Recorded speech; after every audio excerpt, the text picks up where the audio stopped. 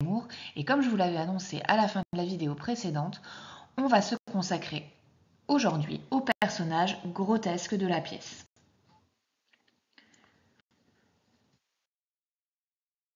Alors, juste un petit rappel au niveau de l'étymologie du mot grotesque, ça vient de grotesca en italien et ça désignait en fait au départ tous les motifs que l'on pouvait retrouver dans des grottes, d'accord? Donc vous voyez un peu toutes ces aspérités, ces aspects irréguliers et ça a donné lieu par la suite en fait à un style décoratif très chargé avec très souvent des animaux fantastiques, un peu étranges, etc. Donc le grotesque, c'est ce qui est un peu disproportionné, si vous voulez, et aussi qui sort de l'ordinaire. Et par extension, le mot grotesque a fini par désigner des personnages ridicules, outranciers. Alors, ces personnages grotesques, au niveau théâtral, on les retrouve notamment chez Shakespeare, chez qui on retrouve le personnage de Bouffon notamment. Personnages de Bouffon qui sont là pour apporter un contrepoint comique au drame qui se noue dans les pièces de Shakespeare.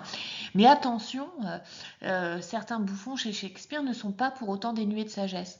Très souvent, ils ont des petites phrases qui sont de véritables un peu leçons de morale ou en tout cas qui expriment une forme de lucidité que n'ont pas parfois les autres personnages qui pourtant ne sont pas des bouffons dans ces pièces. Bien entendu, ces personnages de bouffons, de personnages grotesques, démesurés, on les retrouve chez Rabelais, et vous le savez bien, puisque, en tout cas pour l'année 2024-2025, Gargantua est encore au programme. Donc, quand vous écoutez cette vidéo pendant cette année-là, vous avez travaillé avec moi Gargantua, et donc on a pu insister énormément sur les personnages grotesques de cette œuvre. On retrouve aussi des personnages grotesques chez Molière, puisque Molière, dramaturge du XVIIe siècle, va se servir justement de ces personnages ridicules et souvent monomaniaques. Pensez par exemple à Harpagon dans l'Avare, pour en fait les disqualifier, pour que l'on se moque d'eux et que, en tant que spectateur, on n'ait pas envie de leur ressembler. Rappelez-vous que Molière a une devise qu'il reprend à Horace, un castigat ridendo mores, qui est corriger les mœurs par le rire. Donc à travers le personnage moqué, ridiculisé, il incite le spectateur à se détourner de ses excès et de ses vices. Or, pendant la période romantique, les auteurs vont être fortement inspirés par Shakespeare. Il y a une tendance aussi à se tourner vers le Moyen-Âge, alors même si Rabelais est un auteur humaniste, vous le savez, il est un peu à la frontière entre le Moyen-Âge et l'humanisme. Donc, ils vont aller puiser dans ces personnages ridicules. Pourquoi ? Parce que c'est aussi conforme finalement au principe du drame romantique dont on a déjà pu reparler lorsqu'on a évoqué la préface de Cromwell, dont je vous remets un extrait ici. Préface de Cromwell est rédigée par Victor Hugo, qui définit les grandes caractéristiques du drame romantique, et l'une d'entre elles est le mélange des registres, et donc il ne faut pas hésiter à mélanger le sublime et le grotesque. Comme vous pouvez le voir dans cette citation, nous dirons seulement ici que comme objectif auprès du sublime, comme moyen de contraste, le grotesque est selon nous la plus riche source que la nature puisse ouvrir à l'art.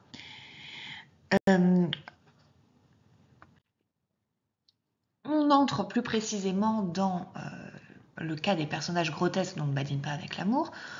On va d'abord s'intéresser un peu à leur onomastique. Vous savez, l'onomastique, c'est la signification du nom des personnages, et très souvent les auteurs jouent avec ça. Vous pensez à Pangloss dans Candide, à Gargantua, au pèlerin Las d'Alais dans les œuvres de Rabelais, entre autres. Ici, en fait, on a un contraste qui s'opère, et ça va bien avec cette idée de grotesque, justement, entre le titre que certains personnages portent, donc Maître Blasius, Maître Briden et Dame Pluche, et de l'autre côté leur personnalité ridicule. Ils ont un titre qui fait important, sérieux, mais qui ne correspond pas du tout à la réalité. Le précepteur, le gouverneur de Perdiccas et le curé sont finalement tous les deux au même niveau d'idiotie. On voit aussi le jeu qu'instaure Musset avec leur nom. Hein.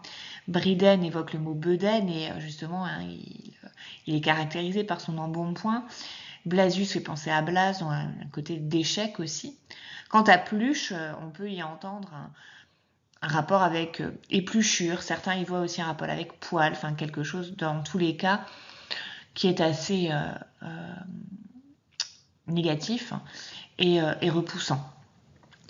Ces personnages sont aussi caractérisés par leur vanité. Par exemple, Maître Blasius revendique le succès des études de Perdiccas. Vous sentez que cela me fait quelque honneur à moi à moi qui suis son gouverneur depuis l'âge de 4 ans. Quant à Briden, il se plaint de perdre sa place d'honneur auprès du baron. Dame Pluche, elle est vraiment, mais alors, méprisante envers les paysans qu'elle traite de manants, de canailles, de butors, de malappris. Et elle se vante, elle aussi, de l'éducation donnée à Camille, qui a fait de Camille une glorieuse fleur de sagesse et de dévotion. Le baron n'est pas épargné non plus. Hein. Lui, il a ce titre de noblesse. Il n'y a pas de nom à coller à lui, mais il est caractérisé par la même vanité, puisqu'il il met en avant le fait que le roi l'ait nommé receveur, donc receveur des impôts.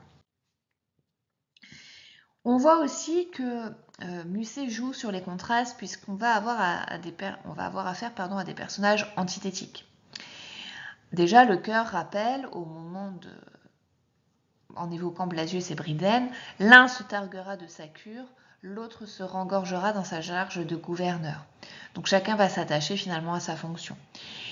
Néanmoins, ils se ressemblent, ces deux personnages, dans la mesure où ils sont concentrés, obsédés même par la satisfaction de leurs besoins basiques.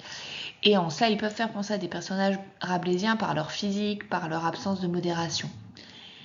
La première réplique de Blasius, que ceux qui veulent apprendre une nouvelle d'importance m'apportent ici premièrement un verre de vin frais, confirme le portrait que le chœur en avait fait avant son apparition, enfin au moment de son apparition. Comme un poupon sur l'oreiller, il se ballotte sur son ventre rebondi et, les yeux à demi fermés, il marmotte un paternoster dans son triple menton. Donc on voit ici le côté gourmand, voire goulu du personnage, l'amour de la boisson également, qui tend à le ridiculiser. Le chœur a tendance aussi à assimiler les deux personnages. Ils sont deux hommes à peu près pareils, également gros. Tous deux ont pour ventre un tonneau. Non seulement ils sont gloutons, mais ils sont gourmets. Donc on voit cette appétence pour la nourriture. Ce qui par contre les oppose totalement à la maigre et dévote Pluche, puisqu'on évoque vraiment son état totalement décrépit. Ses longues jambes, maigres, trépignent de colère, tandis que de ses mains osseuses, elle égratigne son chapelet. Le baron dit qu'elle est pleine d'onction et de componction, et sa vertu est inattaquable.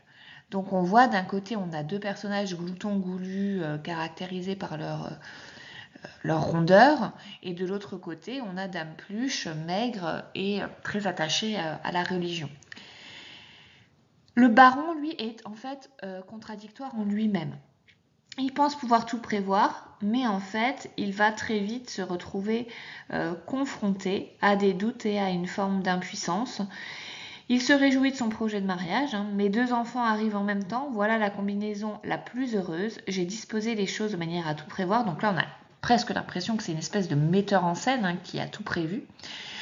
Mais en fait, il ne s'attend pas au rejet de sa nièce face à Perdiccas, et il le ressent par conséquent comme un affront personnel qui va véritablement blesser son amour-propre. Donc on retrouve cette thématique de l'amour-propre qu'on a évoquée dans la vidéo précédente à propos des jeunes gens. Cet orgueil est aussi quelque chose finalement qui revient chez tous ces personnages. Donc je vous ai recopier la citation qui nous montre à quel point il est vexé. Cela m'est pénible au dernier point, ce moment qui devait m'être si doux et complètement gâté. Je suis vexé, piqué, diable, voilà qui est fort mauvais. Alors, si on s'intéresse tout d'abord aux fonctions un petit peu que peuvent remplir ces personnages grotesques dans la pièce de Musset, tout d'abord, ils ont une fonction comique. Le but, c'est de faire rire le spectateur ou le lecteur, puisque rappelez-vous que la pièce est d'abord destinée à n'être pas jouée, mais simplement lue, puisqu'elle est présente dans le recueil, un spectacle dans un fauteuil. Alors, on a paradoxalement du comique de geste. Mais vu qu'on n'a pas, enfin, que Musset n'a pas destiné sa pièce à la représentation, il n'y a pas de didascalie explicite qui nous donne des indications sur le jeu de l'acteur. Donc il va falloir que le lecteur les imagine, soit à travers les répliques des personnages, et en fait vous allez voir qu'il y a beaucoup d'éléments visuels comme ça, qui ne sont d'ailleurs pas forcément faciles à représenter. Par exemple l'entrée en scène de Blasius, doucement bercé sur sa mule fragante. Est-ce qu'on va faire arriver véritablement Blasius sur un vrai âne? Ça va être compliqué. Donc là, c'est un vrai défi maintenant, quand on met en scène la pièce, de savoir comment on représente cette arrivée de Blasius puis de Pluche. Musset évoque aussi sa façon de descendre de sa monture.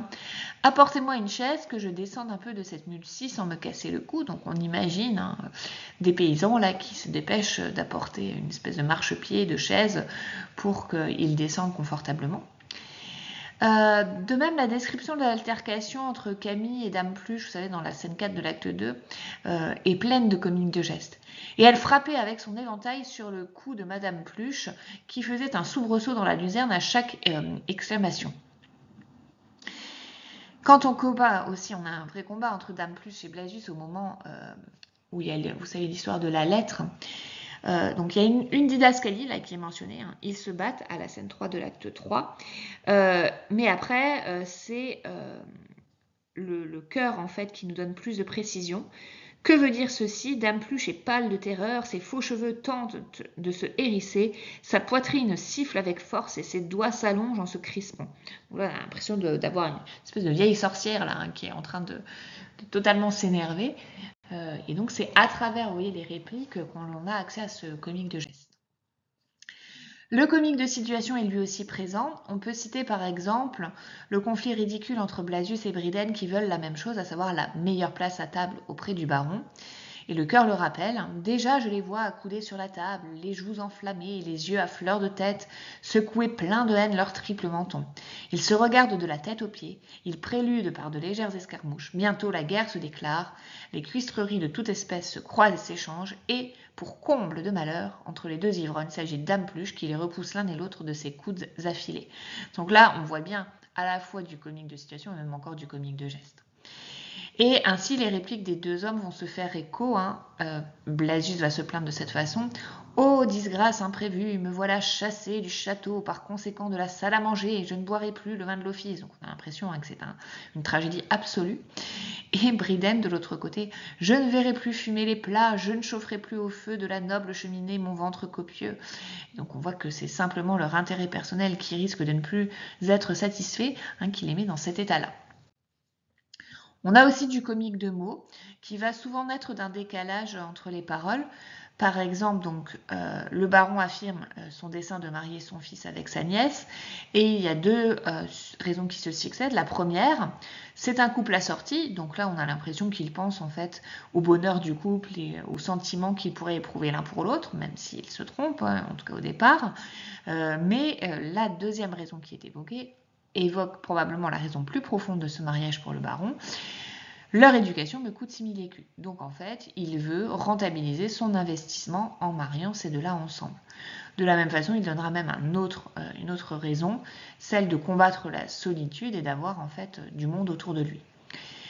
À l'acte 3, scène 4, Blasius présente son discours au baron comme de la plus grande importance. Il arrive en disant « Seigneur, j'ai une chose singulière à vous dire ». On s'attend à une affaire d'État, mais il va se perdre dans des détails insignifiants qui sont sans doute le signe de son ivrognerie à ce moment-là. Tout à l'heure, j'étais par hasard dans l'office, je veux dire dans la galerie.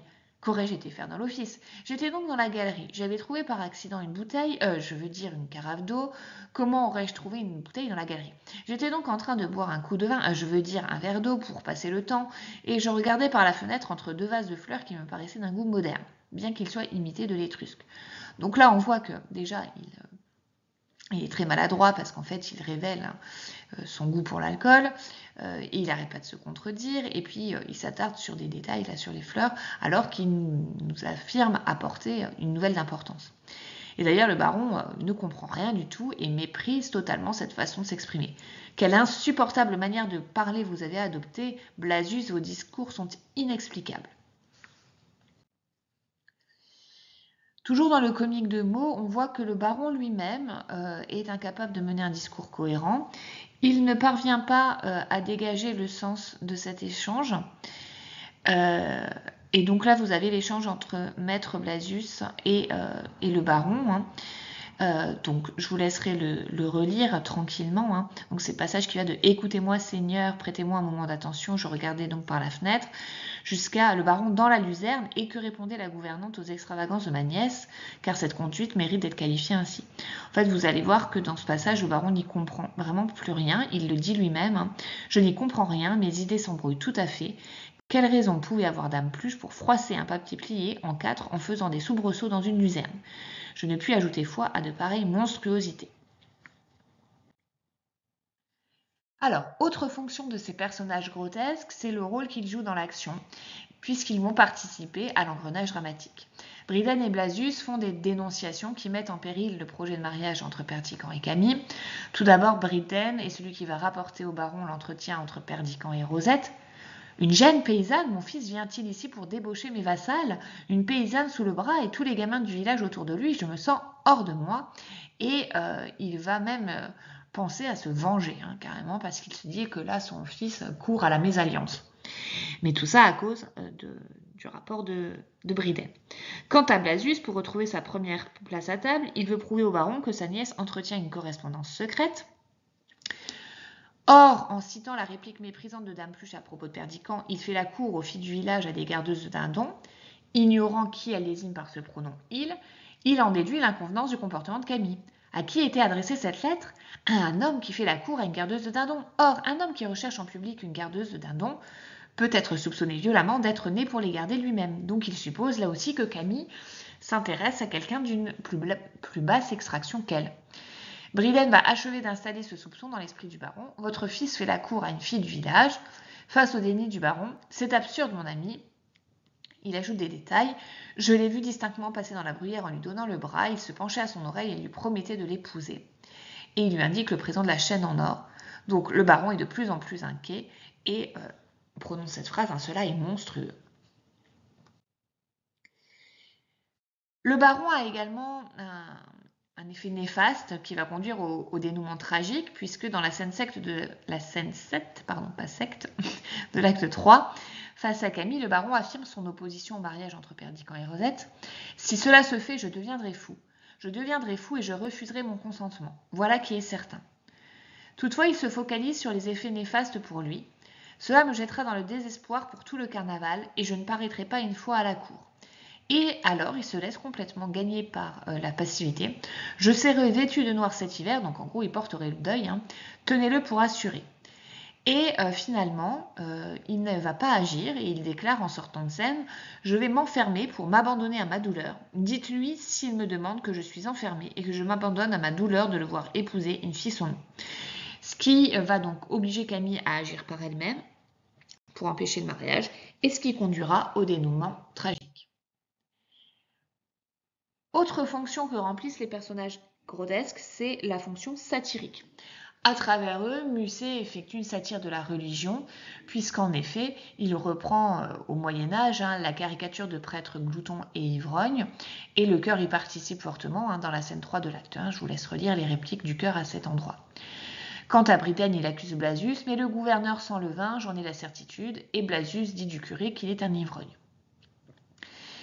À travers Dame Pluche, Musset, lui, là, va s'attaquer à la contradiction qui existe dans la religion qui va prôner la charité et la fraternité, et de l'autre côté, le comportement de la dévote qui méprise les manants. Elle s'accroche aussi à des principes ridicules. Il m'est impossible de blâmer Camille et rien n'est plus de mauvais ton à mon sens que les parties de bateau. Seigneur, une jeune fille qui se respecte ne se hasarde pas sur les pièces d'eau. Les convenances défendent de tenir un gouvernail. Et il est malséant de quitter la terre ferme seule avec un jeune homme. Alors en plus, elle ne se rend pas du tout compte, là, dans cette réplique, que ces propos peuvent quand même avoir un peu un double sens et un sens quand même érotique. Le fait de quitter la terre ferme, donc entre guillemets de s'envoyer en l'air, même si c'est sur l'eau, de tenir le gouvernail, je vous laisse bien imaginer de quoi il peut être question, les parties de bateau aussi, donc on voit bien l'idée de plaisir. Alors, bien entendu, en fait, elle le ressent parce que elle sent bien que c'est que Perdiccas veut séduire Camille, mais voilà, là, elle apparaît vraiment comme totalement ridicule. Elle a tendance aussi vraiment à s'emporter de manière ridicule et exagérée face à Camille. Seigneur mon Dieu, est-ce possible? Vous écrivez un billet à un homme? Le Seigneur Perdiccas sort d'ici, que pouvez-vous lui écrire? Votre fiancé miséricorde? Serait-il vrai que vous oubliez Jésus? Parce que forcément, jusque-là, Camille semblait se consacrer à l'amour de Dieu, et donc là, c'est le fait qu'elle s'accroche à Perdiccas lui semble totalement inconvenant. Enfin, ils servent aussi à faire la satire de l'aristocratie, notamment à travers le personnage du baron. Son matérialisme est récurrent. Il justifie, on l'avait vu, le mariage de Perdiccas et de Camille à cause des écus qu'il a consacrés à leur éducation. Et il ajoute la dot que vient chercher Camille à sa majorité. 6000 écus ne sont pas une bagatelle, il ne faut pas s'y tromper.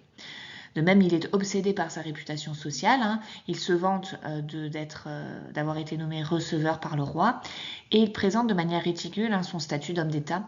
Qu'il est austère et difficile le recueillement de l'homme d'État, et quel plaisir ne trouverais-je pas à tempérer par la présence de mes 2 enfants réunis la sombre tristesse à laquelle je dois nécessairement être en proie depuis que le roi m'a nommé receveur. Pour conclure, on voit qu'en fait, entre ces personnages grotesques, tout dialogue est impossible. Leurs paroles révèlent leurs bêtises, leur égoïsme, et finalement, il y a très souvent des dialogues de sourds qui sont instaurés entre eux. Ce groupe de personnages va entrer en contradiction avec les héros qui, eux, sont plutôt détachés du matérialisme et sont attachés aux sentiments et à des idéaux, ce qui n'empêche pas qu'ils aient des défauts et notamment leur orgueil. Et finalement, ces personnages grotesques vont être l'incarnation du personnage type du sot.